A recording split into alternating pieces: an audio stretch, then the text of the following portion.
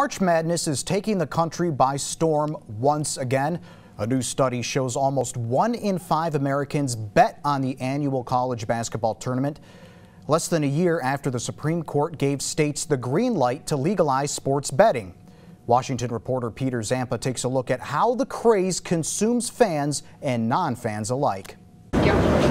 Millions of Americans lacing up for the madness. It seems like kind of a crapshoot, to be honest. Sarah Pugh admits she doesn't know much about basketball. She says she turned over $5 for this year's NCAA tournament. There might be $5 less in your pocket. Yes, most likely so. A recent American Gaming Association study shows 47 million Americans will join Pugh. There is really nothing like March Madness. AGA CEO Bill Miller says 149 million brackets will be filled out, and 18 million Americans will place bets at sportsbooks, online, or with a friend or bookie.